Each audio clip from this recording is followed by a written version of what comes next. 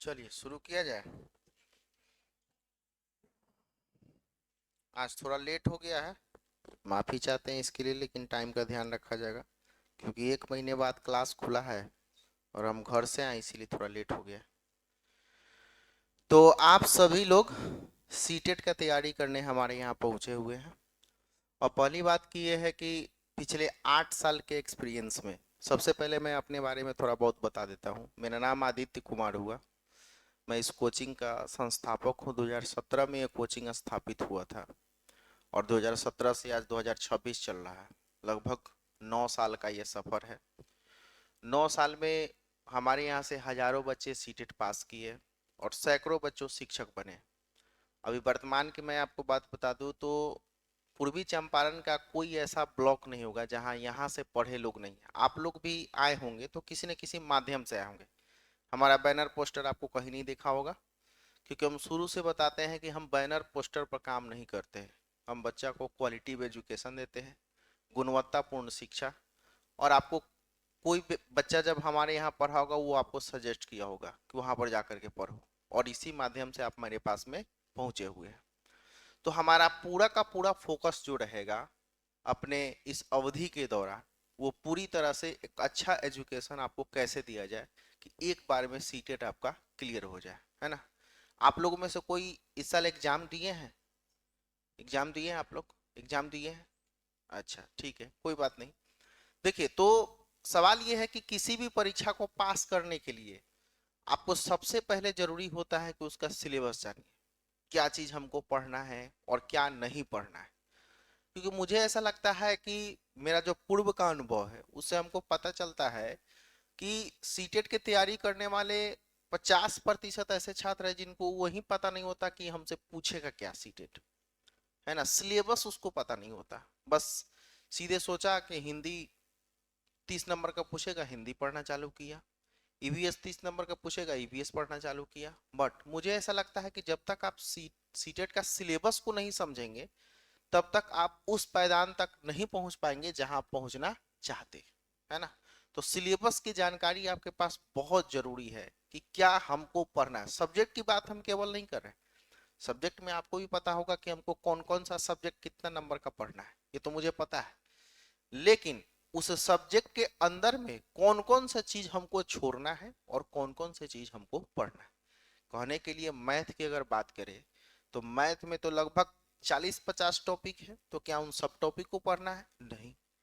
EVS की बात करें, इन्वायरमेंटल स्टडीज का बात करें, है ना, तो इन्वायरमेंटल स्टडीज का मार्केट में बहुत सारा बुक मिल जाएगा, मोटा मोटा बुक मिल जाएगा। क्या उन सभी को पढ़ना है या उसको छोड़ना है? तो इन सब चीज पर हम लोग आज बातचीत करेंगे। क्लास कहने के लिए फर्स्ट है लेकिन इम्पोर्टेंट है ना। इम्पोर्टेंट इसलिए है कि आज ही आपको पता चलेगा कि हमको हमारा डायरेक्शन क्या होना चाहिए, हमारा रूट क्या होना चाहिए, हमारा मैप क्या होना चाहिए, हम कैसे काम करें। और शिक्षा का मूलतः काम यही होता है। पढ़ाई तो आप ही लोग करते हैं, ये बात हम हमेशा बैच में कहते हैं, लेकिन हमारा काम है आपको बेस्ट डायरेक्शन देना, स्मार्ट वर्क वे में काम कराना। हार्ड वर्क का दुनिया खत्म हो गया है, जमाना अब स्मार्ट वर्क का है। कम समय में आप उपलब्धि को हासिल करें, इसके लिए डायरेक्शन की आपको बहुत ज़्यादा जरूरत होती है, और डायरेक्शन हम आपको प्रदान करेंगे, ठीक है ना। तो सबसे पहले हम लोग सिलेबस जान लेते हैं। आप लोग अपना अपना पहले नाम बता दिए, जो नए चेहरे हैं नाम बताइए। नीतीश कुमार, रितेश, ओके चलिए। कहाँ से है नीतीश? बनकर। कहाँ? अच्छा ठीक है। डीएलएड कर रहे हैं कि बीएड? इस साल करेंगे। चलिए प्री है, अच्छा है, आइए। आकाश, कहाँ से है? पकड़ी दयाल, बीएड की डीएलएड? डीएलएड कहाँ से कर रहे हैं? हाजीपुर, ठीक है, बैठ जाइए। अभिषेक कहाँ से है? रघुनाथपुर। डीएड की बीएड? कहाँ से? पटना से, ठीक है। आप बताइए नाम। निशा, कहाँ से बीएड डीएलएड है? यूपी से। आप बताइए। अच्छा अच्छा, ठीक। हाँ, कहाँ से? झारखंड से बीएड कर रहा है डीएलएड, अच्छा। आपका कहाँ से? अच्छा, आप बताइए। हाँ, तुरकोलिया से। कहाँ से डीएलएड बीएड कर लिए? ठीक है, चलिए बैठ जाइए। तो इसमें जो लोग हैं बीएड वाले भी है, डीएलएड वाली है ना, तो हम सिलेबस दोनों को बता दे रहे हैं कि भाई डीएलएड वालों को क्या क्या पढ़ना है और बीएड वालों को क्या पढ़ना है, इन दोनों चीज पर हम लोग बातचीत करेंगे, ठीक है ना। देखिए सबसे पहले बात यह है कि अगर आप सीटेट परीक्षा की तैयारी करना चाहते हैं तो आपको यह जानना जरूरी होगा कि सीटेट जो है वो 2 पेपर में आयोजित होता है। किसके द्वारा? सीबीएसई के द्वारा, ठीक है ना। सीबीएसई 2 पेपर में इसका आयोजन करती है। सबसे पहला होता है पेपर 1, जो कि होता है 1 से 5 के लिए, ठीक है।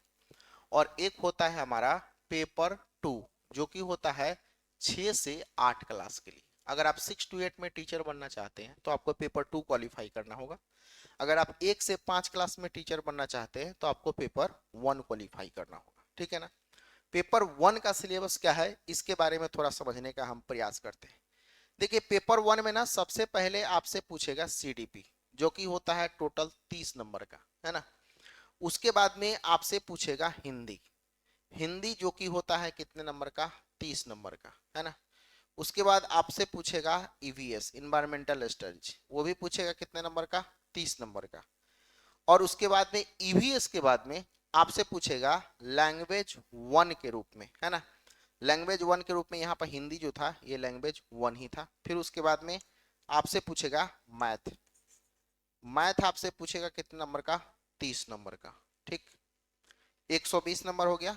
और लैंग्वेज 2 के रूप में आपसे आप या तो संस्कृत ले लीजिए या नहीं तो आप इंग्लिश ले लीजिए। उर्दू जानते हैं तो उर्दू भी बेस्ट है, उर्दू भी ले सकते हैं, है ना।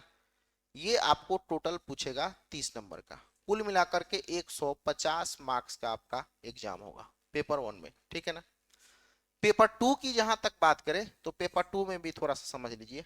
पेपर 2 में जिस तरह से यहाँ पर सीडीपी आपसे पूछेगा 30 नंबर का ना, उसी तरह से सीडीपी यहाँ भी पूछेगा 30 नंबर का। सेम सिलेबस दोनों का सेम है सीडीपी का, है ना।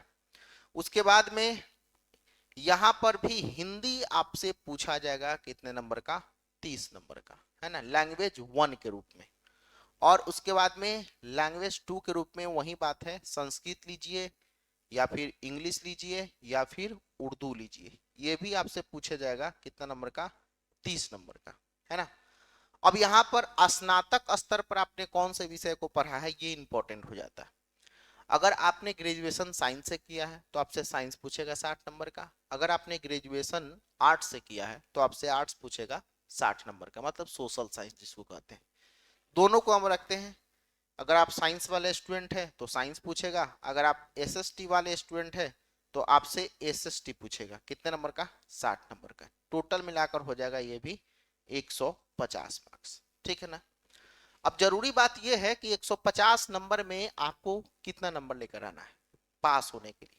क्योंकि सीटेट एक पात्रता परीक्षा है, इसमें करोड़ों बच्चे फॉर्म भरेंगे और उन सभी लोगों ने जिस नंबर का पायदान यहाँ पर क्राइटेरिया जो रखा गया उसको पार कर लिया, तो 1 करोड़ में से अगर 5 लाख बच्चा उसको पार कर लेता है तो 5 लाख को उसको पास कराना होगा।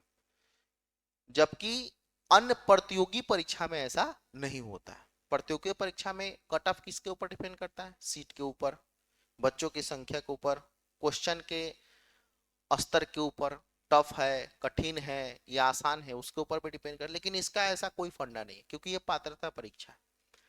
इसका एक सीमा है, उस सीमा को आपने पार किया आप पात्र है, नहीं पार किया आप पात्र नहीं, ठीक है। तो कुल मिलाकर के अगर आप जनरल कैटेगरी से बिलोंग करते हैं तो भाई आपको चाहिए 90 नंबर पास होने के लिए, ठीक है ना। अगर आप ओबीसी से बिलोंग करते हैं या फिर एससी से या फिर एसटी से तो आपको चाहिए 82 या 83। या 82 या 83 हम इसलिए कह रहे हैं क्योंकि बिहार सरकार इस पर पिछली बार थोड़ा सा क्लेम किया था। उन्होंने कहा था, बिहार सरकार का कहना था कि हम 82 नंबर वालों को हम पात्र नहीं मानेंगे, 83 हमको चाहिए। क्योंकि 55% जो होता है ना 150 का, 150 का अगर आप 55% निकालिएगा तो 82 पॉइंट कुछ आता है। तो उसका कहना था कि भाई हम 83 वालों को लेंगे। इसीलिए हम बच्चा को सजेस्ट करते हैं कि भाई 1 नंबर के लिए क्या लेना देना, 83 लेकर चलो तुम, ठीक है ना, 83, है ना। अब उसके बाद में देखिए ये दोनों जो आपको दिख रहा है इसमें कुछ छूट भी है, वो छूट की चर्चा हम बाद में करेंगे। आरक्षण वाला बात बाद में, पहले यार जनरली मान कर चलिए कि अगर आप जनरल कैटेगरी है आपको 90 नंबर, ओबीसी एससी एसटी है 83 नंबर आपको चाहिए ही चाहिए, ठीक है ना। अब सवाल ये है कि सर इतना ये जो 150 में 90 नंबर हमको लेकर आना है, तो इसका तो क्राइटेरिया फिक्स है कि इतना नंबर आप लेकर आइए और पास होइए। लेकिन दिक्कत ये है कि क्राइटेरिया फिक्स होने के बावजूद भी बच्चों का फेल होने का संख्या ज्यादा का है। इसके पीछे कारण समझिए क्यों ऐसा हो रहा है। तो हमने पहला कारण ये बताया, सिलेबस की जानकारी न होना। पता नहीं है उसको कि हमको पढ़ना क्या है। ये सबको पता है कि कितना नंबर के क्या पढ़ना है, लेकिन इसमें क्या पढ़ना है ये दिक्कत वाली बात है। और जिसके कारण से बच्चे क्या होते हैं, असफल होते हैं। इस बार हमने बैच पढ़ाया था, लगभग 200 से 250 बच्चे इस बैच में अपीयर हुए हैं हमारे यहाँ से। और मैं दावे के साथ यह बात कह सकता हूँ कि भाई 200 बच्चा हमारे यहाँ से अपीयर हुआ, उसमें 150 का रिजल्ट होना कंफर्म है।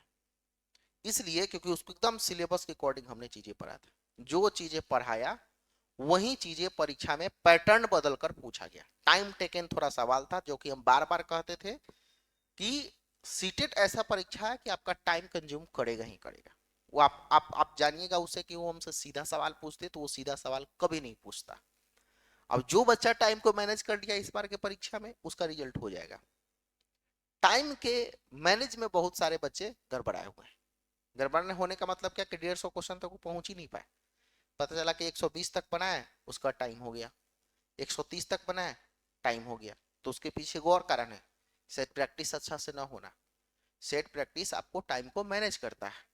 पर डे 150 क्वेश्चन को आप अटेम्प्ट करते हैं तो आप में एक हैबिट बनता है कि हम टाइम को कैसे मैनेज करें, आखिर 150 क्वेश्चन को हम सॉल्यूशन कैसे करें। इन सब चीजों की जानकारी आपको होती है कब, जब आप सेट प्रैक्टिस करते हैं तब।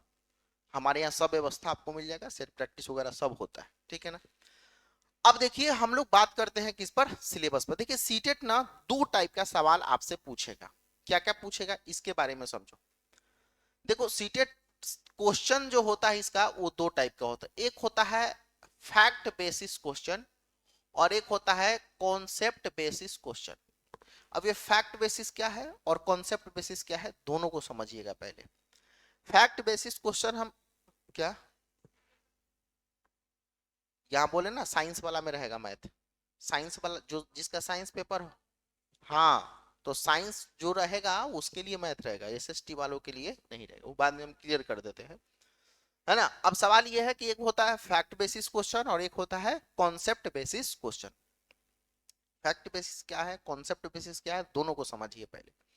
देखिए फैक्ट बेसिस का मतलब ये होता है कि ऐसा क्वेश्चन जिसका वन लाइनर आंसर हो, जिस जो छोटा सवाल भी छोटा हो और जिसका जवाब एकदम से फैक्चुअल हो, तथ्यात्मक हो, जिसको हम लोग बोलते हैं तथ्य आधारित प्रश्न। जैसे हमने आपसे पूछा कि बिहार की राजधानी कहाँ। अब ये क्वेश्चन कैसा है, फैक्ट बेसिस है। एक लाइन में आप जवाब दीजिए सर पटना। अच्छा, इस क्वेश्चन को आप रटकर भी याद कर सकते हैं कि बिहार की राजधानी कहाँ, पटना। बिहार की राजधानी कहाँ, पटना। बिहार की राजधानी कहाँ, पटना। बिहार की राजधानी कहाँ, पटना। हमने आपसे पूछा कि संज्ञानात्मक विकास का सिद्धांत किसने दिया था। एक लाइन में आप इसका उत्तर दे सकते हैं, जीन पियाजे। तो ये सब कैसे प्रश्न हो गए, फैक्ट बेसिस, जिसका वन लाइनर आंसर हो और क्वेश्चन छोटा हो और जो एकदम से फैक्ट पर बेसिस हो। हमने आपसे पूछा कि पौधे प्रकाश संश्लेषण की क्रिया किसके द्वारा करते हैं, आप एक लाइन में जवाब दीजिए पत्तियों के द्वारा। ये कैसा प्रश्न हो गया, फैक्ट बेसिस हो गया। समझ में आ रहा बातें। तो एक इस टाइप का क्वेश्चन सीटेट करता है और दूसरा जो क्वेश्चन करता है वो कॉन्सेप्ट बेसिस क्वेश्चन करता है। कॉन्सेप्ट बेसिस का मतलब हिंदी में उसको बोलते हैं हम लोग अवधारणा आधारित प्रश्न। अवधारणा आधारित प्रश्न का मतलब ये होता है कि जो कि पूरी तरह से कॉन्सेप्ट पर बेसिस हो।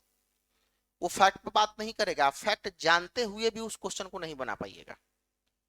जैसे अभी हमने आपसे एक सवाल पूछा कि बिहार की राजधानी कहाँ है, यह प्रश्न कैसा, फैक्ट बेसिस है। आपने एक लाइन में उत्तर दिया सर पटना, ठीक है। लेकिन उसी क्वेश्चन को हम अवधारणा में बदल देते हैं, तो अब समझिएगा, बिहार की राजधानी पटना के बारे में निम्नलिखित में से कौन सा कथन सत्य नहीं है। ऑप्शन नंबर 1, पटना में गांधी मैदान है। ऑप्शन नंबर 2, पटना में चिड़ियाघर है। ऑप्शन नंबर 3, पटना में गोल घर है। ऑप्शन नंबर 4, पटना में इंडिया गेट है। अब बताइए। अब देखिए, अब इसका मतलब क्या समझे आप, हमने पूछा निम्नलिखित में से कौन सा कथन पटना के बारे में सत्य नहीं है। तो भाई पूरे पटना को जानोगे तभी तो उस क्वेश्चन का जवाब दे पाओगे। ये जानना जरूरी होगा कि पटना में क्या क्या चीजें है और क्या क्या चीजें है। जब यह बात जानिएगा तभी तो यह बात समझ पाइए कि क्या नहीं है। समझ रहे हैं हमारे बात को। अब सीटेट एक क्वेश्चन इस टाइप का करता है, कौन सा है कौन सा नहीं है।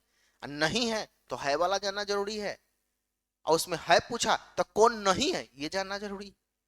समझ रहे हैं हमारी बात को। फंसने का चांस ज्यादा इस टाइप के क्वेश्चन में होता है। कॉन्सेप्ट जहां है नहीं है, कौन सा कथन सही है कौन सा कथन सही नहीं है।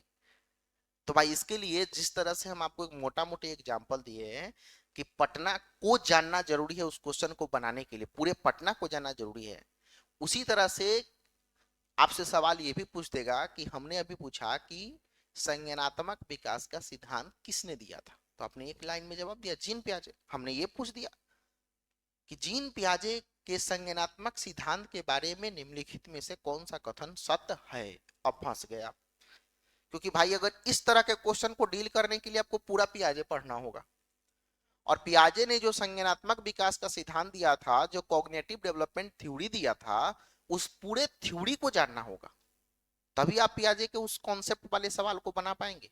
समझ रहे हैं हमारे बात को हम क्या कहना चाह रहे हैं। तो ये कैसा प्रश्न हो गया, ये कॉन्सेप्ट बेसिस हो गया, ये फैक्ट बेसिस नहीं है। हमने सीधे पूछ दिया पौधा के बारे में निम्नलिखित में से कौन सा कथन सत्य है कौन सा कथन सत्य नहीं। भाई पूरे पौधा के स्ट्रक्चर को आपको जानना हो कि जड़ का क्या काम है, तना का क्या काम है, पत्ती का क्या काम है, जाइलम क्या है, फ्लोएम क्या है, सब समझना होगा आपको, तभी ना आप उस क्वेश्चन को डील कर पाइएगा। अब फंसने का सबसे ज्यादा चांस जो है बच्चा को कहां पर होता है, यहां पर होता है कॉन्सेप्ट बेसिस में। उस अब कॉन्सेप्ट उसको पता नहीं है तो भाई क्वेश्चन बनेगा नहीं।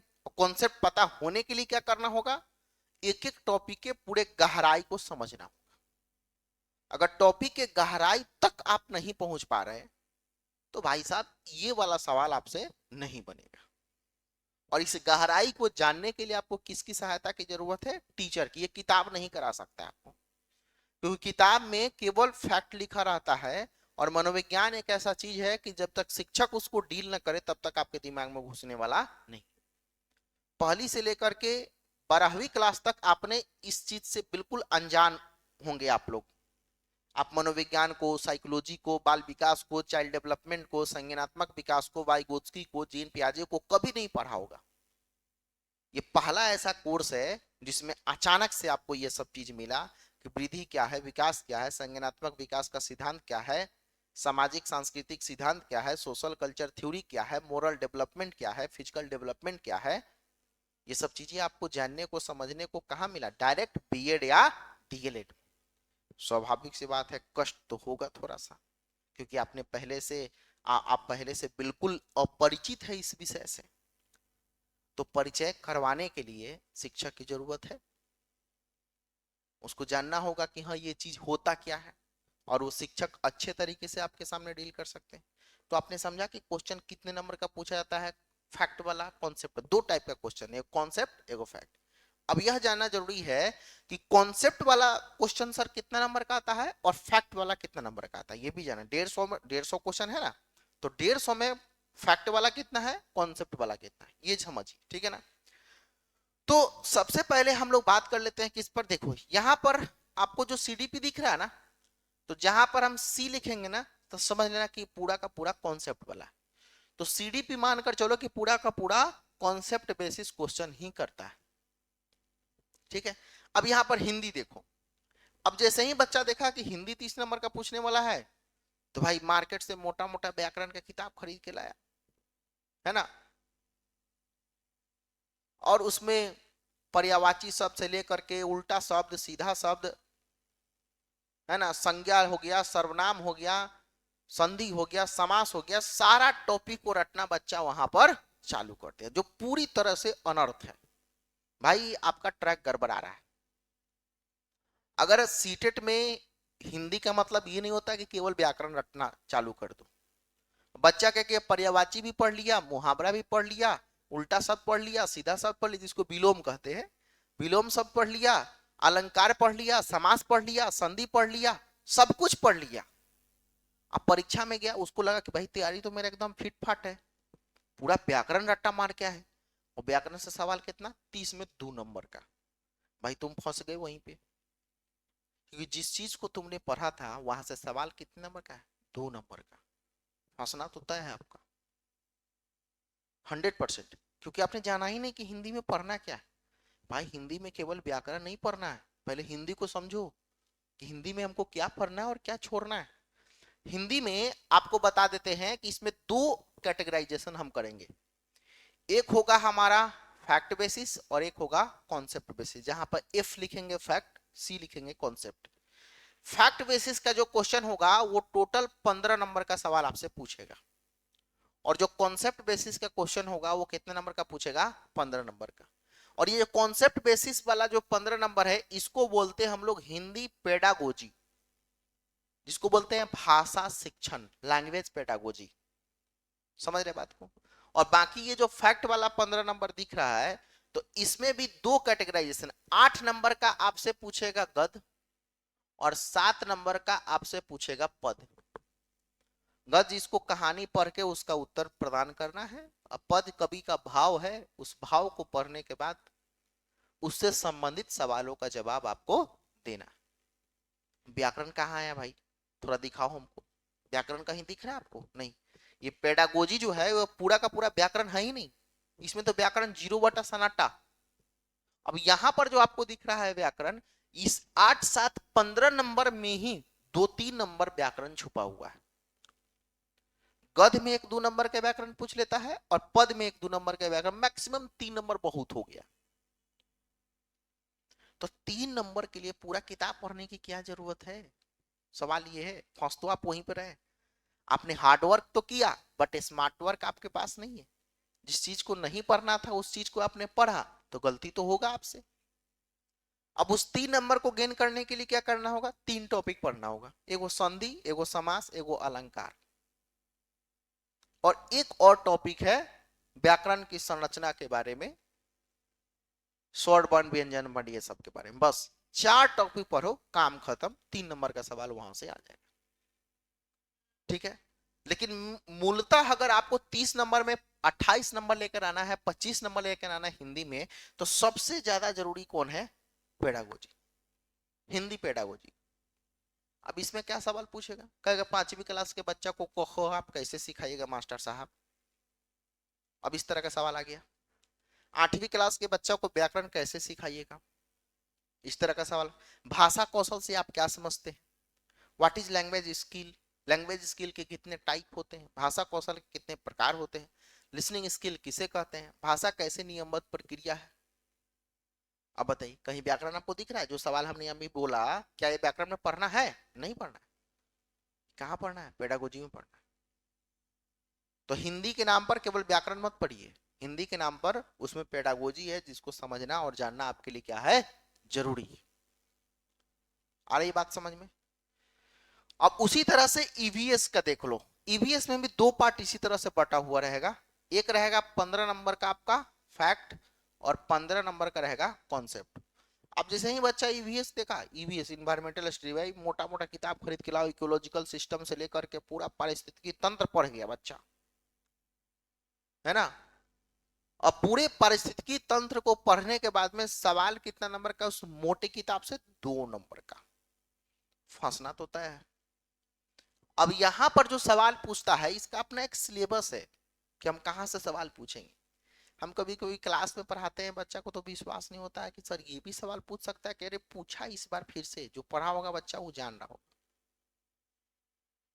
पेपर 1 का कोई परीक्षा दिया होगा तो हमारा नोट्स उठाकर देखो, उसमें हाथी घोड़ा चिट्ठी पूछा है जो हमारे नोट्स में था, पूरा का पूरा। अब सवाल ये है कि पढ़ाने के समय लोगों को लगता है ये पूछेगा क्या। हाँ पूछ सकता है कि हाथी एक दिन में कितना सोता है। अभी तुमको किसी बड़े किताब में नहीं मिलने वाला है, 1 से 5 के एनसीईआरटी में मिलेगा। तुमसे ये पूछ सकता है कि जिराफ कितना देर खड़ा रहता है। तुमसे ये पूछ सकता है कि अंधेरे में बाघ को कितना दिखाई देता है। तुमसे ये पूछ सकता है कि बाघ का गुर्राना कितना किलोमीटर तक सुनाई देता है। तुमसे ये पूछ सकता है कि जन्म के समय हाथी का बच्चा का वजन कितना होता है। अब देखो, अब ये सवाल लोगों को लगता है कि मजाक है, क्या सीटेट हमसे मजाक कर रहा है। यार मजाक नहीं कर रहा, वो सिलेबस है उसका, जो कि 1 से 5 क्लास के एनसीईआरटी में, ईवीएस का जो एनसीईआरटी है वहां पर ये सब चीजें हैं, वहां से सवाल पूछता है।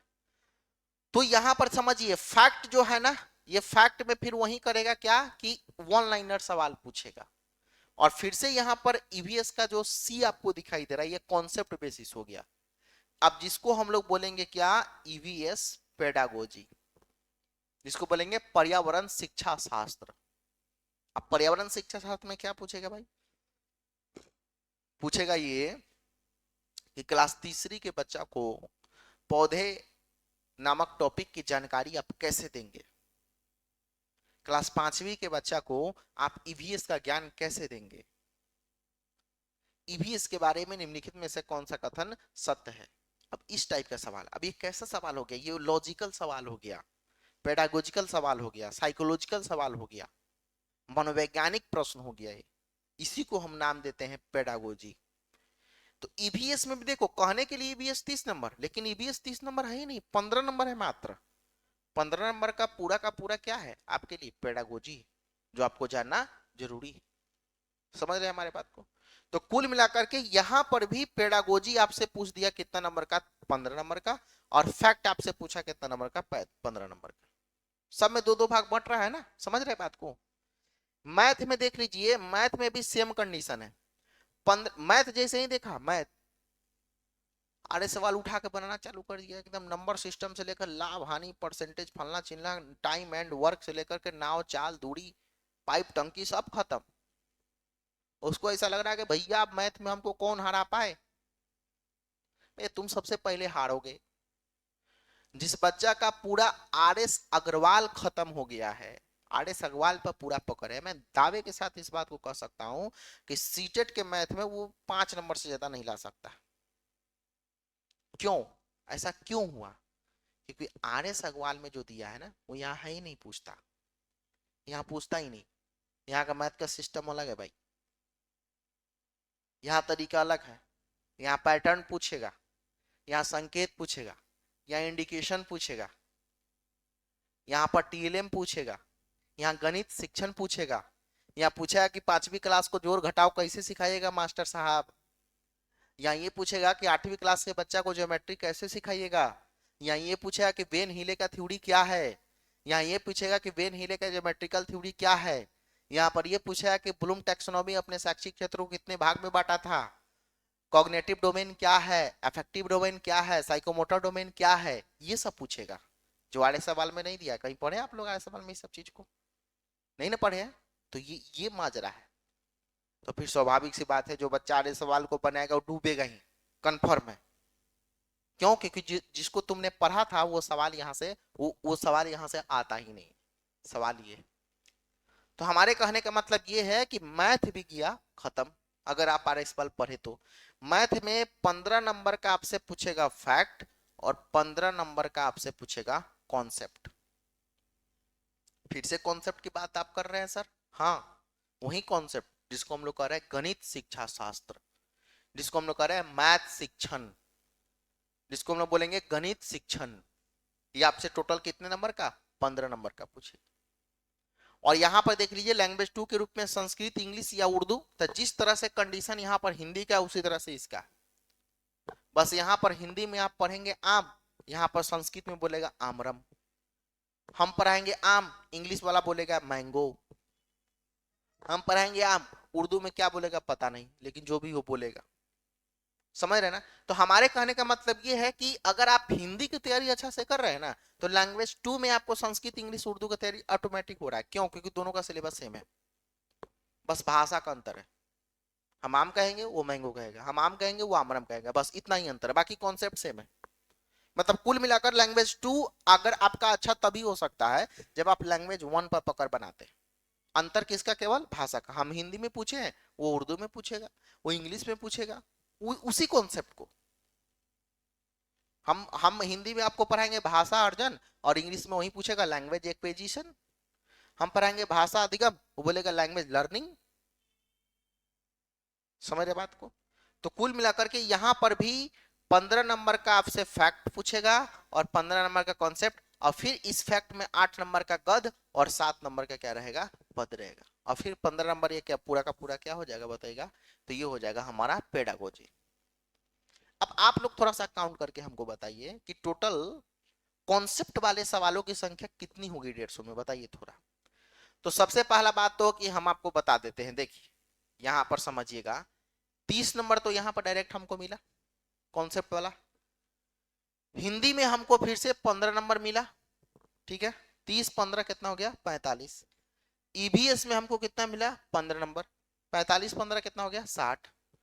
60 के बाद फिर 15 नंबर हमको कहा मिला मैथ में, कितना हो गया 60 15 75। और फिर 15 नंबर हमको कहा मिला संस्कृत इंग्लिश उर्दू में, 75 15 कितना हो गया 90। भाई साहब तुम देख लो कि कॉन्सेप्ट बेसिस सवालों की संख्या 150 में कितना 90 गो। तो अगर 150 में 90 को कॉन्सेप्ट वाला है तो बाकी बचा कितना 60। 60 को क्वेश्चन कैसा है फैक्ट बेसिस है। अब आप ही बता दीजिए हमको कि सीटेट की तैयारी अगर आपको करना है तो आपके लिए रटना जरूरी है कि समझना जरूरी है? भाई समझना जरूरी है। क्यों? क्योंकि समझने वालों सवालों की संख्या ज्यादा है, 90 गो प्रश्न वैसा ही है, और 60 गो सवाल मात्र ऐसा है जिसको फैक्ट बेसिस क्वेश्चन है, वो फैक्ट पर हम उसको कर सकते हैं। 90 60 कितना हो गया 150 हो गया ना, समझ रहे हैं हमारे बात को। तो कुल मिलाकर मैं आपको आज से ही आगाह करना चाहता हूं कि सीटेट में रटने पर एकदम कम ध्यान देना है। आप यकीन मानिएगा हम आपको इस तरह से चीजों को पढ़ा देंगे कि आपको एकदम से दिक्कत नहीं होगा, थोड़ा सा भी प्रॉब्लम नहीं। आप एकदम आज से पहले एकदम अनजान है ना इन सब चीजों से, लेकिन आप हमको मात्र और मात्र 15 दिन का समय दीजिएगा। 15 दिन में आपको पेडागोजी से रूबरू हम अच्छे से करा देंगे, आपको समझना चालू हो जाएगा पेडागोजी है क्या। बस थोड़ा सा पेशेंस रखना होता है। नए छात्र जब आते हैं, हम इसलिए बात कर रहे हैं तो उसको लगता है कि 1 दिन 2 दिन में 3 दिन में हमको ये चीजें समझ में आ जाए। कैसे आ जाएगा जिसको आपने 15 साल से कभी छुआ ही नहीं है और सब्जेक्ट नया है, तो 5 दिन तो समय देना होगा, 1 सप्ताह तो समय देना होगा। ऐसे भी हम 1 सप्ताह का डेमो क्लास रखे हुए इसीलिए 10 दिन का, कि तुम आकर पहले पढ़ो समझो देखो जानो, उसके बाद ही क्लास को आगे बढ़ाओ। कोई हड़बड़ी नहीं है, आराम से पहले आइए समझिए, फ्री डेमो क्लास है, जो बच्चा पढ़ना चाहता है पहले आके देख लो भाई पढ़ा कैसा रहे, इसको समझो, तुमको अगर समझ में आ रहा है तो ठीक, नहीं तो कोई बात नहीं। तो 90 नंबर का सवाल आपके लिए तो पेडागोजी वाला हो गया ना, और 60 नंबर का क्या हो गया फैक्ट बेसिस हो गया। तो कुल मिलाकर के हमको ध्यान किस वाले पर सबसे ज्यादा देना है, पेडागोजी पर। पेडागोजी पर ध्यान देना है। आप कहिएगा सर पेडागोजी का कोई ऐसा एटम बम बता दीजिए, परमाणु बम बता दीजिए, कोई ऐसा किताब बता दीजिए, कोई ऐसा कुंजिका बता दीजिए जिसको पढ़ने के बाद में हम 90 नंबर मार दे। भाई इसका कोई किताब नहीं है दुनिया में। अब तुमको कैसा सब्जेक्ट है जो जिसका कोई किताब नहीं, हाँ सही में कोई किताब नहीं। यह एक प्रकार का सोच है, दैट इज थिंकिंग। यह सोच है, यह तर्क है, यह लहजा है, यह तहजीब है, जो एज ए टीचर आपको जानना पड़ेगा। और सोचिएगा कि इसका कोई किताब खरीद के हम रट्टा मार ले और इसका क्वेश्चन निकल जाए, नहीं संभव है। जब तक आप टीचर का बात नहीं सुनिएगा तब तक वह गुण जो पेडागोजी को हम आपको देना चाहते हैं वो आप में नहीं आ पाएगा, और फंसने का सबसे ज्यादा चांस यहीं पर होता है। कोचिंग की जरूरत आपको यहीं पड़ जाता है। हम मानते हैं इसका तैयारी आप अपने से कर सकते हैं, कोई दिक्कत नहीं, लेकिन यहां पर आपको दिक्कत होगा। क्यों? क्योंकि आप उस सब्जेक्ट से क्या है अनजान है, अपरिचित है, आपने कभी उसका दर्शन किया नहीं। तो स्वाभाविक सी बात है जब तक टीचर लेक्चर के माध्यम से व्याख्या के माध्यम से उसको नहीं समझाएंगे तब तक आपको क्या होगा दिक्कत होगी, परेशानी होगी। आ रही बातें समझ में? तो आप बताइए हमको सबसे ज्यादा आज के बाद पेडागोजी पर ध्यान देना है या फैक्ट पर? पेडागोजी पर, क्योंकि 90 नंबर पास तो यही करा रहा है ना। तो मेरा मानना ये है बाबू कि अगर हम पेडागोजी को अच्छे से कर लेते हैं ना तो हमारे लिए समझ लीजिए कि एक प्रकार का एक ग्रेस है, मतलब ये अच्छा, तो ये अच्छा होने पर ये इतना भी बुरा तो नहीं होगा। अगर 90 नंबर पर हम अपना पूरा पकड़ बना लेते हैं तो फैक्ट वाले में अगर हमको 20-30 नंबर भी आता ना तब भी हमारा काम चल जाएगा, समझ रहे बात को। लेकिन अगर यहां पर पकड़ कर बढ़ाया तब दिक्कत हो जाएगा, क्योंकि इसका भरपाई आप जल्दी नहीं कर पाइएगा, क्योंकि याद रहेगा तभी बनेगा, नहीं याद रहेगा तो नहीं बनेगा। अब हम आपसे पूछेंगे कि भारत की राजधानी कहाँ है, आपको याद नहीं है कि दिल्ली है, तो उसमें क्या तुक्का लगाइए बताइए आप, कोई सोच ही नहीं आएगा, कोई दिमाग में कुछ आएगा ही नहीं। याद रहेगा कि भारत की राजधानी कहाँ है, दिल्ली है, तो एक बार में मार दीजिएगा। नहीं याद है तो आप कितनों कोशिश कीजिए, उन्हें क्वेश्चन नहीं बनेगा आपसे, है ना। लेकिन यहां भी क्या है कि याद उसी को करना है जहां से सवाल आता है। अब ऐसा नहीं कि 60 नंबर का याद करने वाला सवाल पूछा है तो हम 60 नंबर पढ़े ही नहीं, नहीं पढ़ना है, लेकिन उसमें भी कौन चीज याद करना है और कौन चीज को याद नहीं करना है, इस पर भी आपको ध्यान देना पड़ेगा, ठीक है। अब देखिए पेपर 2 में भी हम आपको समझा रहे हैं, जैसे सीडीपी का मामला वहां 30 नंबर था ना, ये पूरा का पूरा कॉन्सेप्ट बेसिस यहां पर भी रहेगा। हिंदी का तैयारी पेपर 1 में जैसे आप किए ना 15-15, यहां पर भी 15-15 मान के चलिए, फैक्ट हो गया और 15 नंबर आपका क्या हो गया, कॉन्सेप्ट हो गया। पेपर 1 में हिंदी का तैयारी की, पेपर 2 ऑटोमेटिक हो गया, वही चीज है, same syllabus. English Sanskrit Urdu का तैयारी आपने पेपर 1 में किया, इंग्लिश संस्कृत उर्दू का तैयारी पेपर 2 में भी हो गया आपका, 15 नंबर फैक्ट हो गया और 15 नंबर कॉन्सेप्ट हो गया, ठीक है ना। अब यहां पर सवाल आता है साइंस और एसएसटी का। अगर आप सोशल साइंस वाले हैं, history polity geography economy psychology वगैरह वगैरह, जो भी आर्ट सब्जेक्ट है आपका, अगर आप शुरू से आपने ग्रेजुएशन किया है तो 60 नंबर का आपसे एसएसटी पूछेगा। अगर आपने botany zoology chemistry physics math से ऑनर्स किया है तो आपसे साइंस पूछेगा कितने नंबर का, 60 नंबर। लेकिन सवाल ये है कि इसमें भी पेडागोजी रहेगा। अब ये 60 का 60 नंबर केवल साइंस नहीं पूछेगा, उसमें पूछेगा साइंस पेडागोजी, उसमें पूछेगा सोशल साइंस पेडागोजी। 15 से 20 नंबर का पेडागोजी यहां पर भी क्या किया जाता है, पूछा जाता है। तो 20 नंबर यहां पर अगर हम पेडागोजी मान लेते हैं, 40 नंबर क्या मान लेते हैं, फैक्ट मान लेते हैं, तब भी यहां पर कॉन्सेप्ट वाला सवाल देख लो, 30-15-45, 45-15-60 और 60-20 कितना हो गया, 80। तो भाई पेपर 2 में भी यहां पर हम फैक्ट और कॉन्सेप्ट लिखते हैं, तो कॉन्सेप्ट वाला कितना हो गया, 80 और 70 नंबर कौन हो गया, फैक्ट वाला। यहां भी पेडागोजी का प्रतिशतता क्या है, ज्यादा है पेपर 2 में भी।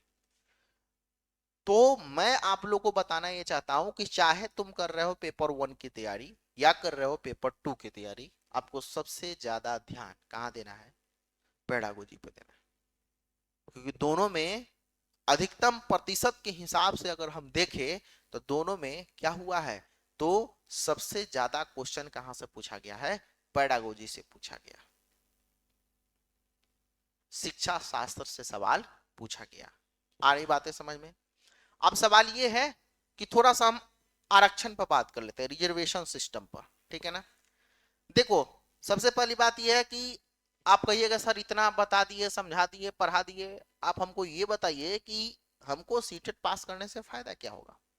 तो फायदा समझा देते हैं। देखो सबसे पहले अगर आप सीटेट पास कर जाते हैं तो एक वैकेंसी आता है केंद्रीय विद्यालय संगठन, जिसको बोलते हैं केवीएस। केवीएस का फॉर्म आता है, केंद्रीय विद्यालय का नाम आप लोगों ने सुना होगा, जिसमें सरकारी आदमी के बच्चा पढ़ता है ना। और उस स्कूल का अगर आप टीचर बनना चाहते हैं तो आपको सीटेट पास करना होगा। सीटेट पास करने के बाद ही उस स्कूल का टीचर बनने के लिए आप फॉर्म भर सकते हैं। फॉर्म भरने के लिए ही कम से कम ये पास करना होगा। मतलब अगर आप सीटेट पास नहीं है तो केवीएस का फॉर्म भी नहीं भर सकते आप। वो सीधे लिखता है कि भाई आप सीटेट क्वालिफाई हैं कि नहीं। अगर आप नहीं है तो उस फॉर्म को भी नहीं, मतलब उसके इर्द गिर्द भी नहीं घूमना है, क्योंकि आप बाहर रहिए भाई सबसे पहले। तो केवीएस में टीचर बनने का अपॉर्चुनिटी आपको मिल सकता है सीटेट पास करके।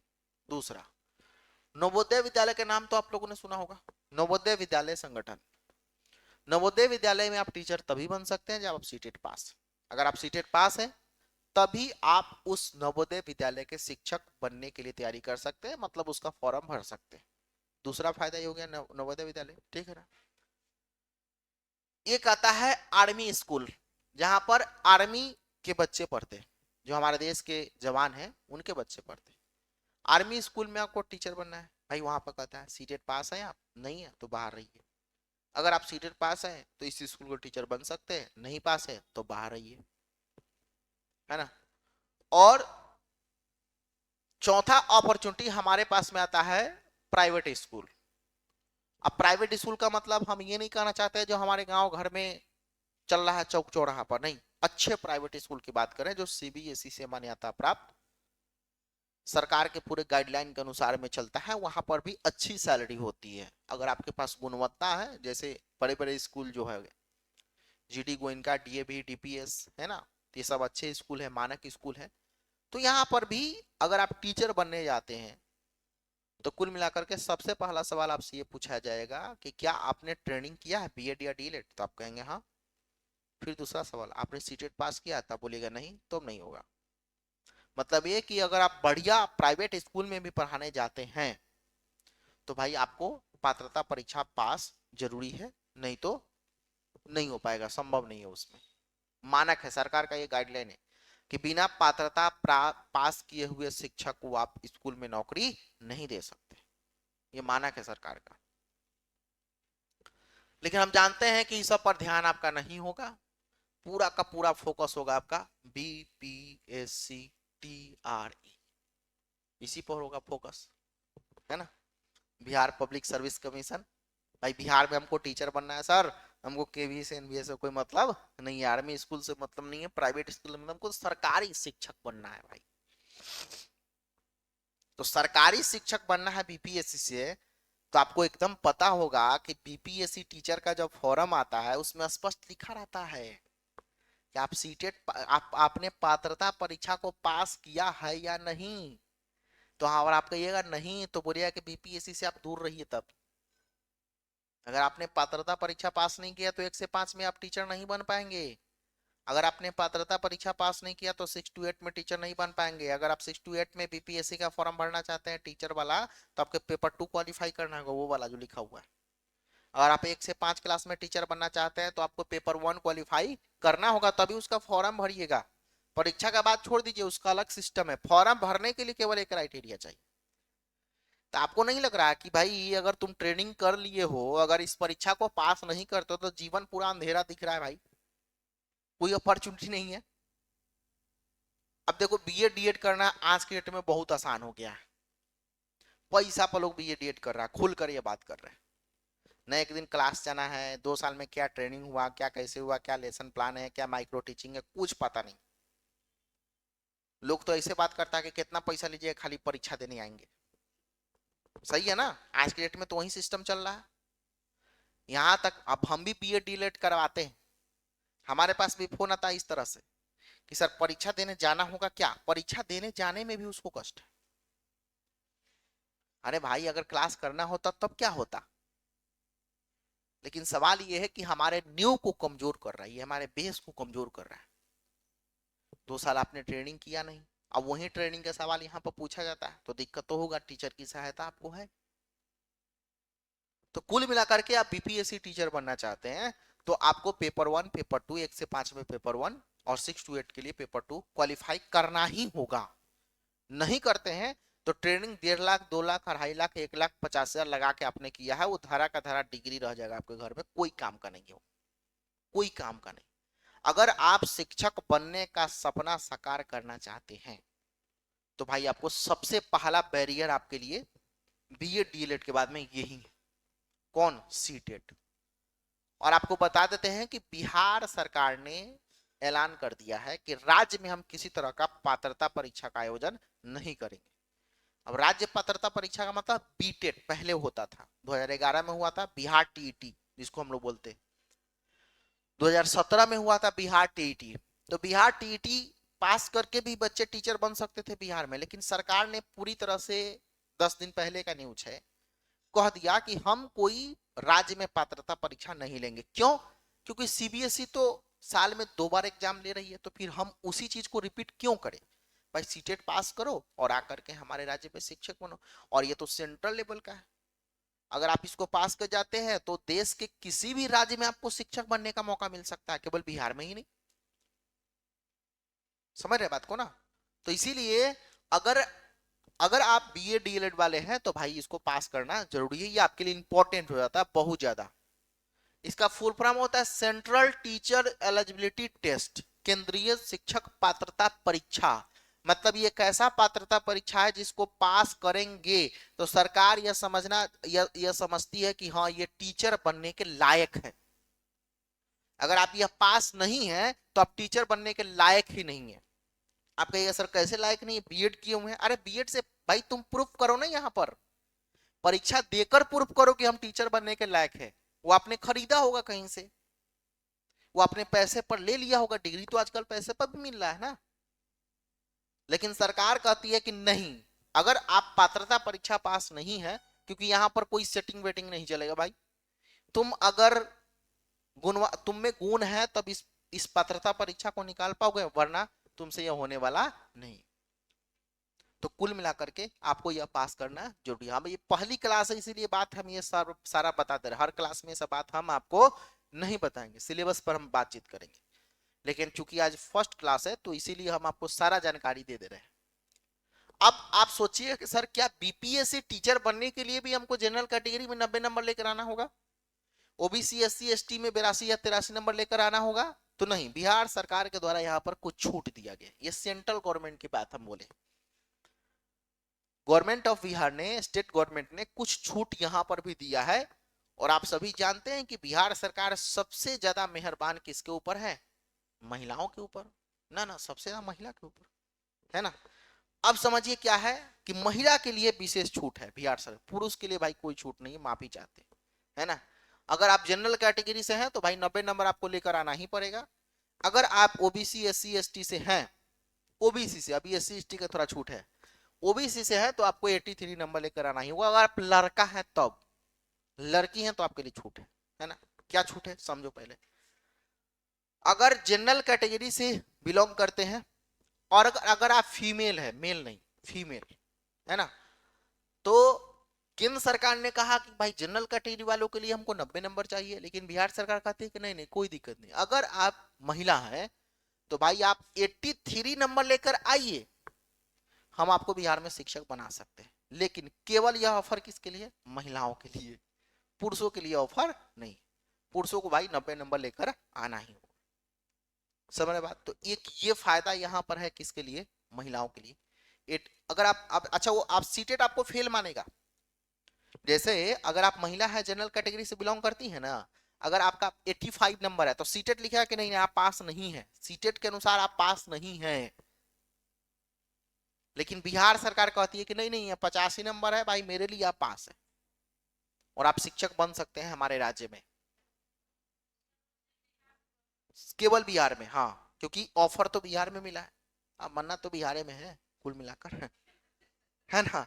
तो 83 नंबर अगर आप महिला हैं तो आप 83 नंबर लेकर आती हैं, जनरल कैटेगरी से भी है तब भी आपका बीपीएससी टीआरडी में बीपीएससी टीचर आप बन सकते हैं।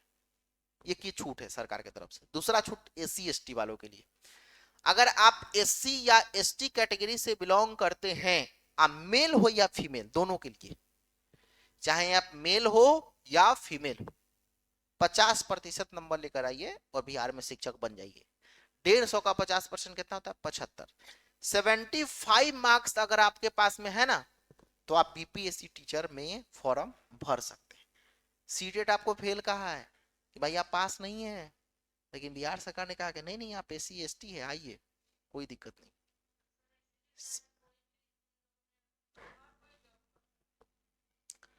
अच्छा, उस पर हम लोग बातचीत बाद में करेंगे है ना। तो 75 मार्क्स अगर आप लेकर के आते हैं तो आप एससी एसटी मेल या फीमेल दोनों के लिए तो आप बीपीएससी टीचर बन सकते हैं। लेकिन यहां पर कोई ऑफर नहीं है किसके लिए? ओबीसी पुरुष और जनरल पुरुष के लिए। भाई आपको यहां पर जनरल कैटेगरी से हैं तो आपको 90 नंबर लेकर आना होगा, ओबीसी है तो आपको 83 लेकर आना होगा, आप चूंकि आप पुरुष है भाई, समझ रहे ना। तो ये है थोड़ा सा छूट किसके तरफ से? बिहार सरकार की तरफ से, जो केवल लागू होगा अपने राज्य में, किसी अन्य राज्य में लागू होने वाला नहीं। अदर स्टेट में भी अगर आप पूरे भारत लेवल पर टीचर बनना चाहते हैं तो आपको इसके नॉर्म्स के अकॉर्डिंग काम करना होगा। जनरल में फीमेल हो या मेल 90 नंबर चाहिए, ओबीसी एससी एसटी कोई भी हो आपको 83 चाहिए। यहाँ पर दो ही कैटेगराइजेशन है, इसके बाद कोई छूट नहीं है यहाँ पर। समझ रहे हैं हमारे बात को? ठीक है ना। तो ये एक फायदा है, यहां पर समझने का थोड़ा सा हमने प्रयास करा है, आप लोग समझ में आया होगा, ठीक है ना। दूसरी बात ये है कि महिलाओं को केवल यहां पर ही छूट नहीं मिल रहा है। बिहार सरकार, जैसा कि आप जानते हैं कि नीतीश कुमार सबसे ज्यादा महिलाओं के शिक्षा के लिए उन्होंने काम किया है ना। और स्वाभाविक सी बात है, कभी कभी लोगों को लगता है ऐसा कि हाँ, मतलब ठीक नहीं है कि पुरुषों को छूट नहीं मिला, केवल महिलाओं को मिल रहा है ना। कभी कभी यह मन में बात आता होगा लड़कों के मन में। लेकिन भाई, बात यह है कि आज से 10 साल पहले की स्थिति तुम थोड़ा सा नजर उठा के देखना। 10 साल की पहले की स्थिति वो स्थिति थी जब हमारे राज्य में महिला इतना बढ़ चढ़ करके शिक्षित नहीं हो रहे थे।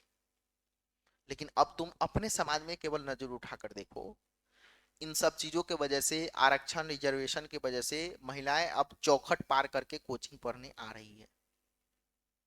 रिजर्वेशन ही सही, लेकिन लोगों के दिमाग में बैठना चालू हो गया कि हम पढ़ाई करेंगे तो हमारी नौकरी हो सकती है। अब इस पर कोई हम टिक्का टिप्पणी नहीं कर सकते हैं, क्योंकि ये सरकार का फैसला है, इसमें हमारा कोई। अब सवाल यह है कि हम ये बोले हैं कि नहीं नहीं, महिलाओं के लिए अच्छा है, पुरुषों के लिए खराब है, तो पुरुषों को खराब लगे, महिलाओं को अच्छा नहीं लगे, है ना। अब हम तो शिक्षक है भाई। अब शिक्षक होने के नाते जो नियम कानून है वही हम बताएंगे कि हाँ, इस नियम कानून के अनुसार में आपको काम करना होगा। महिलाओं के लिए तो एक और बात है ना, 35% आरक्षण है भाई, 35%। बिहार एक ऐसा राज्य है पूरे भारत में जो सबसे ज्यादा रिजर्वेशन महिलाओं को दिया, 35%। 100 गो सीट आता है, 100 में से 35 गो सीट स्पेशल महिला के लिए रहेगा, स्पेशल, उसमें पुरुष नो एंट्री। बाकी 100 में से 35 घटा दो, कितना हो गया, 35 5 40 और 60 65। 65 में बाकी लोग मारा मारी करे भाई, है ना। अभी 65 में क्या है कि तुमको एक तरीका बताते हैं। मान लो कि कोई किसी महिला का 60 नंबर आया, ठीक। इसीलिए देखिएगा बीपीएससी के सिविल वाला, जो बीपीएससी परीक्षा होता है ना सिविल, जिसमें बीडीओ डीओ बनता है, उसमें देखिएगा मेल का कट ऑफ अलग रहता है, फीमेल का कट ऑफ अलग रहता है। अपना जो टीचर वाला परीक्षा हो रहा है बीपीएससी टीआरई, उसमें देखिएगा मेल का कट ऑफ अलग है, फीमेल का कट ऑफ अलग है ना, अलग।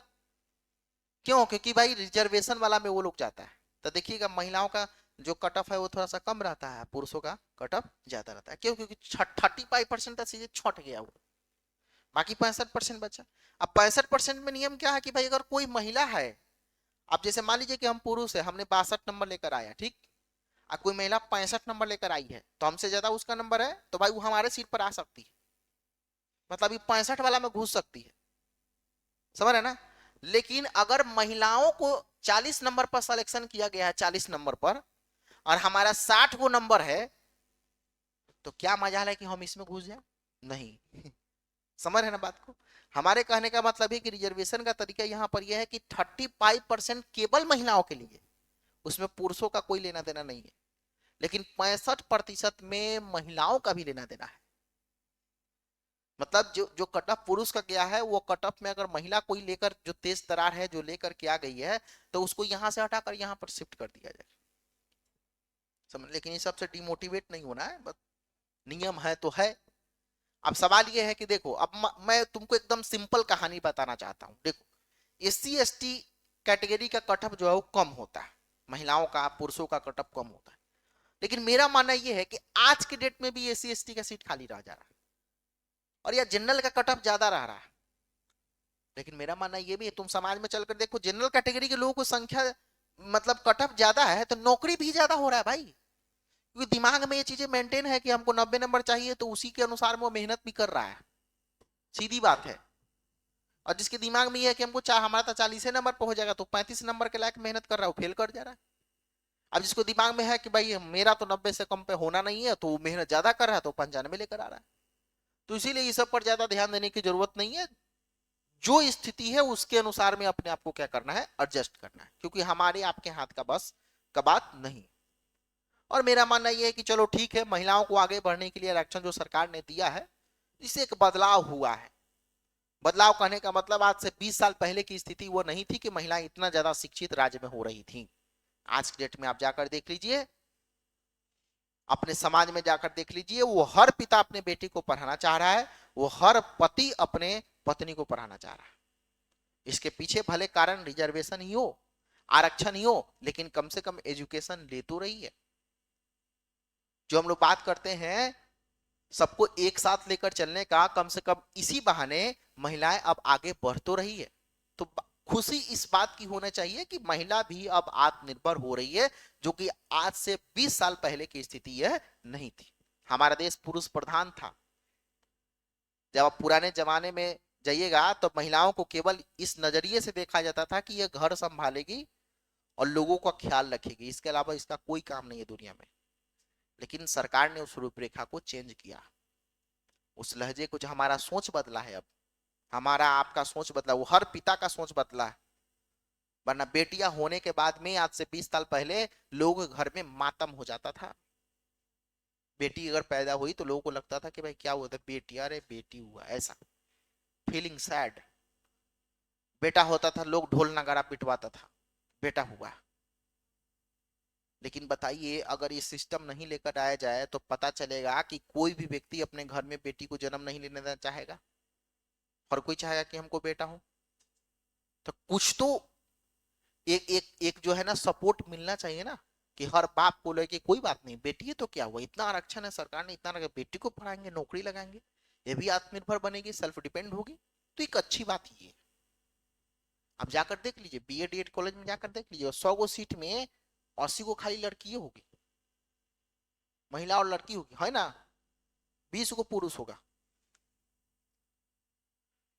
तो सवाल यह है कि ये सब परिवर्तन का एक तरीका है। और आप लोग एक कहावत शुरू से जानते हो कि जीवन परिवर्तनशील होता है, चेंजिंग होना भी चाहिए। ऐसा नहीं कि अब 20-25 साल पहले की अवधारणा को लेकर अभी तक हम ढो रहे हैं, उसी के अनुसार हम चल रहे हैं, ऐसा नहीं होना चाहिए। चलिए ठीक है, परिवर्तन हुआ है तो अच्छी बात है, महिलाएं सेल्फ डिपेंड हो रही है, आत्मनिर्भर हो रही है, ये अच्छी बात है। एजुकेशन में उसका प्रभाव बढ़ रहा है, धीरे धीरे सब सब चीज में वो पार्टिसिपेट कर रही है।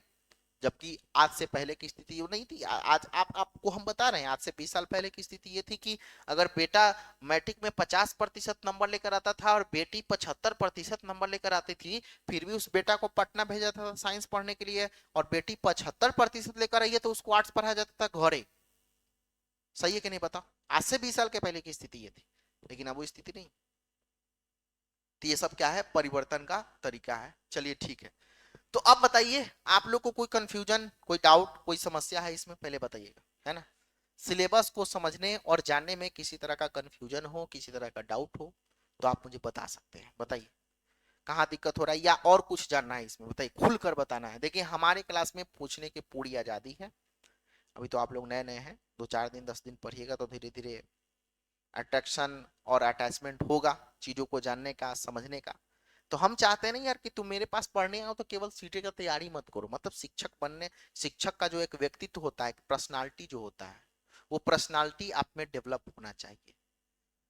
हमारा बोलने का तरीका, लहजा, इन सब चीजों पर हमें ध्यान देना है, स्किल पर ध्यान देना होगा। जानकारी तो लेना ही लेना है, लेकिन इन सब चीजों पर देखना भी है, समझना भी है। अब यहाँ तक किसी तरह का डाउट है, किसी तरह का कंफ्यूजन है, किसी तरह की परेशानी है, तो आप हमसे पूछ सकते हैं, हम उस डाउट को क्लियर कर देंगे। बताइए, ठीक है। यहाँ तक कोई दिक्कत नहीं ना? नहीं है दिक्कत, चलिए बढ़िया है। यहाँ तक अगर दिक्कत नहीं है तो फिर जो है ना, हम आपसे एक सवाल करना चाहते हैं। सवाल ये करना चाहते हैं कि सभी लोग शिक्षक बनने का सपना साकार करने यहाँ पर आए, लेकिन हमारा बहुत छोटा सा सवाल है। सवाल ये कि आप शिक्षक क्यों बनना चाहते हैं? इसका जवाब दे पाएंगे? सब लोग जवाब दीजिए भाई, मन में कुछ ना कुछ तो होगा कि हम शिक्षक क्यों बनना चाहते हैं। चलिए आप ही बताइए, आप बताइए। हाँ, टीचर आप क्यों बनना चाहते हैं?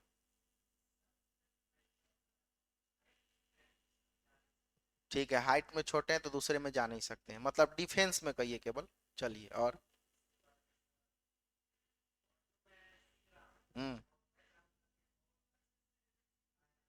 हम्म। ठीक है, और कोई? चलिए आप बताइए, शिक्षक क्यों बनना चाहते हैं? समाज को आगे बढ़ाने के लिए। बहुत अच्छी बात है, और कुछ? आप बताइए, बोलिए बोलिए। टीचर क्यों बनना चाहते हैं बताइए, कोई दिक्कत नहीं है। मतलब कुछ भी मन में तो होगा कि सर हम क्यों बनना चाहते हैं, नॉर्मली जो भी मन में आ रहा हो बताइए।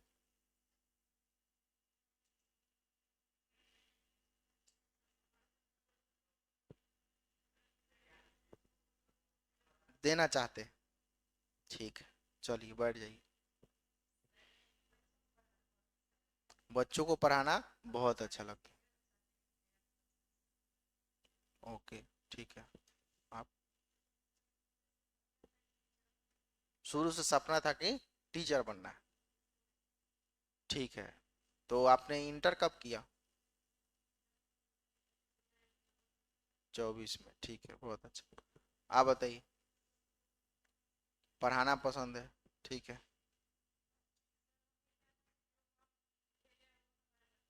नहीं झेले, बहुत अच्छा। बैठ जाइए। अब देखिए, सवाल ये है कि इसमें इस सारे जवाब में एक बात छुपा हुआ है जो किसी ने नहीं कहा। कुछ लोग ये बोले कि हम समाज को सुधारना चाहते हैं, कुछ लोग ये बोले कि हमको पढ़ाना अच्छा लगता है ना। लेकिन हमारा सवाल ये है कि सरकारी मास्टर बन के पढ़ाना अच्छा काहे लग रहा है?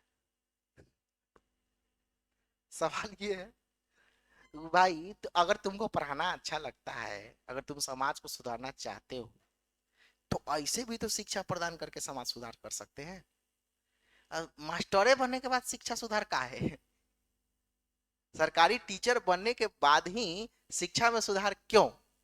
अब मान लीजिए आपको पढ़ाना अच्छा लगता है, भाई मोहल्ला में एगो ट्यूशन खोल दो, फ्री ट्यूशन। और तुम क्वालिटी टीचर हो, तो मोहल्ला के लोग को बोलो कि भाई हम फ्री में बच्चों को पढ़ाना चाहते हैं क्योंकि मुझे पढ़ाना अच्छा लगता है। बहुत सारे बच्चे आकर पढ़ेंगे, समाज उससे भी सुधरेगा, सुधरेगा ना, है ना। लेकिन देखो, सब वास्तविकता ये है कि इस बात को कोई नहीं कहना चाहता कि हाँ सर हम पैसा कमाने के साथ इज्जत कमाना चाहते हैं। देखो, टीचर एक ऐसा जॉब है, शिक्षक एक ऐसा जॉब है, शिक्षक का जॉब एक ऐसा जॉब होता है, इसमें कोई हिडन बात नहीं है। देखो, जीवन में पैसा जरूरी है, मैं ये बात खुलकर बात बता रहा हूँ। तो तुम्हारे पास अगर पैसा नहीं हो ना, तुम्हारे घर वाले 30 साल के बाद तुमको पहचानने से इनकार कर देंगे। ये सच्चाई है, दुनिया का सबसे बड़ा सच है ये। तुम मर्द हो तो और अगर तुम पुरुष हो, आप पैसा नहीं कमाते हो, तो 35 साल के बाद में तुम्हारे घर वाले भी तुमको पहचानने से इनकार कर देंगे कि कौन है, पता नहीं मेरा बेटा है या नहीं। हाँ, ऐसा हो सकता है, मेरा भतीजा है कि नहीं, मेरा भगना है कि नहीं। लेकिन तुम अगर जीविकोपार्जन के लिए अर्थव्यवस्था अगर किए हो, अगर तुम पैसा कमा रहे हो, तो तुम्हारा पूछ और समाज में जो पहचान है वो थोड़ा सा बढ़ जाता है। सही है कि नहीं बता? अगर आप पुरुष है तो लड़का का शादी ठीक होता है तो सबसे पहले पूछा जाता है कि लड़का क्या करता है। समझ रहे ना? सबसे पहला सवाल, लड़का कलुआ है कि गोरका है, उसे कोई मतलब नहीं है। अगर कोई बोला कि हाँ शादी ठीक हो गया हमारे बेटी का, ठीक है, लड़का क्या करता है, वो नहीं पूछा कि फोटो दिखाओ ना। लड़का के लिए सबसे ज्यादा जरूरी है पैसा कमाना, है ना। और पैसा, अब ये जरूरी नहीं है कि टीचर बनकर ही आप केवल पैसा कमाते, भाई पैसा कमाने का बहुत सारा साधन है। लेकिन यह एक ऐसा पैसा है जिसमें पैसा के साथ साथ में आप इज्जत कमा सकते हैं, जिसमें समाज को आप अपने अच्छे विचार को कंट्रीब्यूट कर सकते हैं। एक ऐसा पेशा है जिसमें पैसा कमाने के साथ साथ में आप अपने ज्ञान को समाज में दे सकते हैं। एक ऐसा पेशा है जहां पर लोग आपको सम्मान के नजरिए से देखेगा। एक ऐसा पेशा है जहां पर बच्चा भी आपको बोलेगा प्रणाम सर, बच्चा के पिताजी भी बोलेंगे प्रणाम सर, और बच्चा के दादाजी भी बोले, मतलब उस बच्चे की 3-4 पीढ़ियां आपको प्रणाम सर बोलेगा। क्योंकि सर एक ऐसा पद होता है जो दुनिया के हर एक पोस्ट को बनाने का काम करता है। डीएम, एसपी, दरोगा, बिहार पुलिस, जो भी हो, सबको बनाए कौन? सर, मास्टर साहब। सबके पीछे क्या होता है? शिक्षक। यहां तक कि एक शिक्षक को बनाने में भी शिक्षक का हाथ होता है। समझ रहे ना? तो ये दुनिया का सबसे सर्वोत्तम पद है, सबसे उत्तम पद है। अगर आप इस जिम्मेदारी को बखूबी निभा रहे हैं तो ये सबसे सर्वोत्तम पद है, सबसे उच्च पद है शिक्षक। सब किसी की बात नहीं, बस की बात नहीं है ये शिक्षक बनना। लेकिन हाँ, आपका लहजा, आपका नजरिया उस दृष्टिकोण का होना चाहिए कि सही में हमको समाज को सुधारना है। तो मैं आप लोगों से यह कहना चाहता हूं कि केवल शिक्षक जब आप बनने का सोच लिए तो आप एक ऐसा आईना बनिए, एक ऐसा साफ सुथरा आईना बनिए जिसमें हर लोग अपना चेहरा देखना पसंद करें, क्योंकि आप समाज का आईना है। आप एक ऐसा साफ सुथरा आईना है जिसमें लोग चेहरा देखना पसंद करते हैं। आप देखिएगा, अगर आप मास्टर साहब है ना, मोहल्ला में बगल वाले पटदार को अगर आप गाली देते हैं ना, तो दो चार को लोग सुनेगा कि मास्टर साहब गाली दे रहे हैं, तो वो कह देगा बताओ मास्टर है गाली दे रहा है। लेकिन कोई डॉक्टर हो, इंजीनियर हो, ठेकेदार हो, वो गाली देगा तो लोग को ज्यादा फर्क नहीं पड़ता। लोग क्या गलती किया तो गाली दे रहा हो, लेकिन मास्टर होगा तुम गाली दे रहा ना, भाई साहब समाज में तुम्हारा इम्पेक्ट गलत जाएगा। कहेगा कि बताओ मास्टर कहां से लग रहा है मास्टर, क्यों कहता है लोग ऐसा? क्योंकि मास्टर एक ऐसा पद है, टीचर एक ऐसा पद है, शिक्षक एक ऐसा पद है जिसमें आपको लोग आपसे एक्सपेक्टेशन करते हैं कि अच्छा आदमी होगा, ये बढ़िया आदमी होगा, मतलब किसी तरह का कोई नकारात्मक और निगेटिव तथ्य पर यह बात विचार नहीं करेगा, क्योंकि ये टीचर है भाई, बच्चों को शिक्षा देते हैं।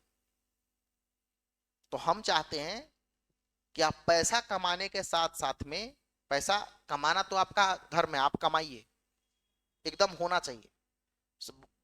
8 बजे पर 8 बजे सुबह जो टीवी पर आकर के जो आस्था चैनल पर बाबा जी लोग कहते हैं कि पैसा हाथ का मैल है ना, कि सब मोह माया है, अपने आईफोन चला रहे हैं, है ना, दुनिया में कोई खाली हाथ आए हो खाली हाथ जाओगे, तो तुम काहे फॉर्च्यूनर पर चढ़ रहा है भाई, तुमको भी खाली हाथ चलना चाहिए।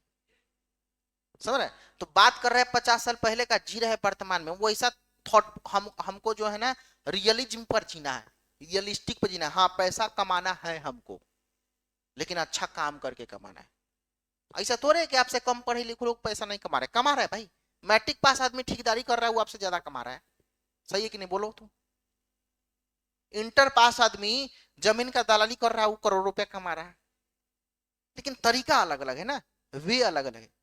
वह सम्मान जो आपको मिलेगा शायद वो सम्मान उसको नहीं, पैसा उसके पास ज्यादा है, लेकिन जो सम्मान आपको समाज देगी वो सम्मान उसको नहीं मिलेगा। तो सम्मान के साथ साथ में पैसा सबसे ज्यादा अगर आपको देखने को मिलता है, तो ये एक ही पद है जिसकी तैयारी आप कर रहे हैं। शिक्षक बनना इसलिए जरूरी है कि समाज में आपकी एक नई पहचान बनता है, और दूसरी साथ साथ में आप अपने जीवन के जरूरत को पूरा कर सकते हैं इस प्रोफेशन को जीने के बाद में। समझ रहे बात को? ठीक है ना? तो चलिए आज हम लोग इतना ही रहने देंगे, ठीक है ना? कल से हम लोग बातचीत करेंगे किस पर बताएगा, सिलेबस पर। सिलेबस तो हो गया ना, टॉपिक पर बात करेंगे, है ना? तो कल आप लोग जब आइएगा तो हम लोग अब नया टॉपिक स्टार्ट करेंगे, पहले सीडीपी स्टार्ट किया जाएगा, है ना? ऐसे अभी हम आप लोग को एक बार बता देते हैं कि कौन कौन सा टॉपिक हम लोग को पढ़ना है ना?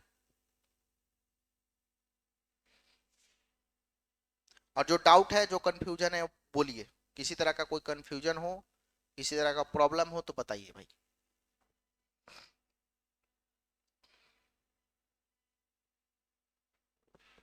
देखिए अब हमारे यहाँ क्या होगा कि आपको कुछ भी बेंच पर लिखने की जरूरत नहीं है। आपको आपको कॉपी कलम फलना चिल्ला दिस डेट लेकर आने की जरूरत नहीं है। सारा चीज का हम नोट्स प्रोवाइड करेंगे। देख रहे हैं, ये सारा नोट्स है मेरा, है ना?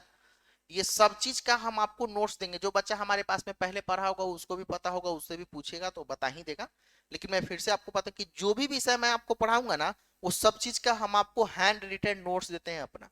यहाँ पर हम कुछ भी लिखवाते नहीं है।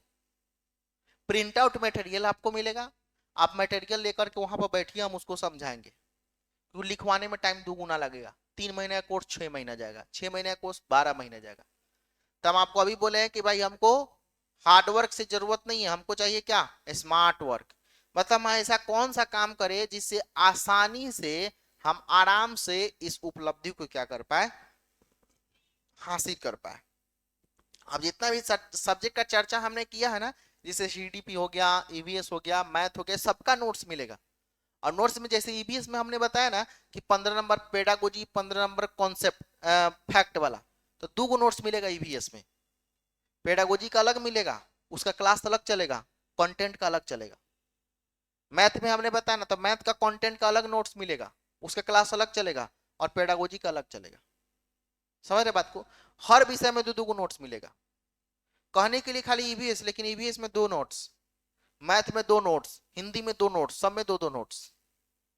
क्यों? क्योंकि फैक्ट वाला को अलग रखेंगे और पेडागोजी वाला को क्या करेंगे, अलग रखेंगे। देखिए अब जैसे हम आपको एक नमूना दिखाते हैं, देखिए ये हमारा जो नोट्स खुला है ये सीडीपी का नोट्स है, लिखा हुआ है यहाँ पर CDP full notes by Aditya sir. देखिए अब यहाँ पर आपको कौन कौन सा टॉपिक पढ़ना है ये सब चीजें इसमें लिखा हुआ, देखिए topic of CDP and subject pedagogy, है ना। अब ये सारा टॉपिक यहाँ पर देखिए वृद्धि और विकास पढ़ना है, अनुवांशिकता पर्यावरण पढ़ना है, संज्ञानात्मक विकास पढ़ना है, लियो वाइगोस्की पढ़ना है, कोहल वर्ग पढ़ना है, समाजीकरण पढ़ना है, इंक्लूसिव, ध्यान दीजिएगा, इंक्लूसिव एजुकेशन पढ़ना है, बुद्धि पढ़ना है, शिक्षा का अधिकार अधिनियम RT 2009, progressive education, language and thought पढ़ना है, जेंडर पढ़ना है, लर्निंग डिसेबिलिटीज पढ़ना है, लर्निंग पढ़ना है, इमोशन पढ़ना है, क्रिएटिविटी पढ़ना है, मोटिवेशन पढ़ना है, असेसमेंट एंड इवेल्युएशन पढ़ना है, एनईपी 2020 पढ़ना है। उसके बाद में पेरेंटिंग स्टाइल पढ़ना है, classical conditioning theory, operant conditioning theory, stimulus response theory, social learning theory, insight theory, है ना। उसके बाद में मनोविश्लेषणात्मक सिद्धांत पढ़ना है, एडजस्टमेंट पढ़ना है, उसके बाद में डिफेंस मैकेनिज्म पढ़ना है, फिर इसके बाद में पर्सनालिटी पढ़ना है। टोटल कितना टॉपिक, 30 टॉपिक 30 क्वेश्चन, समझ रहे ना। अगर इस टॉपिक को आपने क्लियर कर दिया, हालांकि देखो सीडीपी में मूल रूप से 19 टॉपिक है, 19 टॉपिक से 30 को क्वेश्चन आता है, लेकिन हमने क्या किया कि एक टॉपिक को, जो बड़ा टॉपिक है, जो लंबा टॉपिक है, उसको कैटेगराइज किया, थोड़ा सा अलग अलग कर दिया, छोटा कर दिया उसको। तो 30 टॉपिक तुम यह जान लो भाई, 30 क्वेश्चन तुम्हारा आराम से बन जाएगा सीडीपी का। और यही नहीं, केवल सीडीपी का ही क्वेश्चन नहीं बनेगा, बल्कि अलग जो आपका सब्जेक्ट पेडागोजी है ना, उस पर भी आपका पकड़ बन सकता है, ठीक है ना।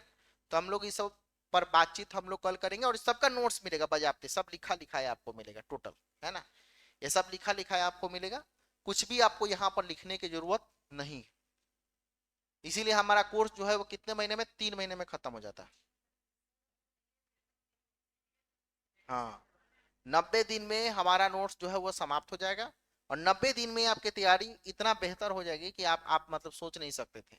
आप आज आए हैं ना, आज से 15 दिन बाद में आपने आपको पूछिए कि हम कौन थे और अभी क्या है, अभी चीजों को हम समझे हैं कि नहीं, जाने हैं कि नहीं। इन सब चीजों पर आपको तब चीजें समझ में आएगा जब आप फाइनली 15 दिन का क्लास करके जब यहाँ